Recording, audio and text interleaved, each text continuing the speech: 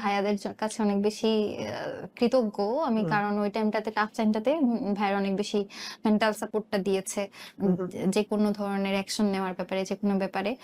এটার জন্য ওনাদের কাছে কৃতজ্ঞ। আর ভোটারদের তো কাছে তো অবশ্যই। আর বন্ধু-বান্ধব যারা অনেকে ছেড়ে গিয়েছে, কেন আমি শিবিরের প্যানেলে দাঁড়ালাম, তাদের কাছেও কৃতজ্ঞ। তাদেরকেও চিনলাম। মানে এমনও হয়েছে ভাই, মানে এবারে আসলে ন্যারেটিভ একেবারে ভেঙে গেছে। কারণ আমি এতদিন যাদেরকে মানে টুকিটাকি চিনতাম, যে তারা মানে ভাবতাম যে তারা সফট আওয়ামী বা এরকম কিছু। তারা হুট করে দেখলাম যে এখন যে ক্ষমতাসীন দল তাদের পার্ট হয়ে গেল। তাদেরকে এই করে পোস্ট দেয়। আমি কেন দাঁড়ালাম সেটা নিয়ে। ইভেন তারা আমার খুবই ক্লোজ। তারা আমাকে খুব ভালো মতো চিনে। আমি কোনো অন্যায় করব না এটুকু যারা বিশ্বাস করে, স্টিল তারা বিপক্ষে চলে গেল।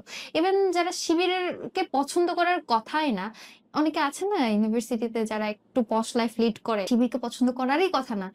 যাদের সাথে আমার কখনোই মানে আইডিওলজিক্যালি বা কোনো গ্রুপে যাদের সাথে আমার কখনো পরিচয় কথা হয় নাই, তারা আমাকে মেসেজ দিয়ে বলল যে, "দোস্ত তুই জিতবি, তোকেই ভোট দিব।" কারণ তার আইডিওলজি, তার লাইফস্টাইলের সাথে শিবির যায়ই না। তারা পর্যন্ত ভোট দিয়েছে। তো এই জায়গাটা তো আসলে অনেক বড় পাওনা। এই যে কি ন্যারেটিভ কে দাঁড় করাবে, এখানে কোন ন্যারেটিভ এর খেলা আসলে চলছেই না। আমি অবশ্যই আমার ইনকিলাব মঞ্চের মানুষগুলোর কাছে খুবই, খুবই, খুবই কৃতজ্ঞ। কারণ গত ১ বছর সময় ধরে যাদের সাথে কাজ করছি, হুম। আমি সবসময় বলি যে আমি বাই-বর্ন আমার বাবার কাছ থেকে সততা আর সাহসিকতা নিয়ে এসেছি। কিন্তু আমি প্র্যাকটিস করেছি ইনকিলাব মঞ্চে।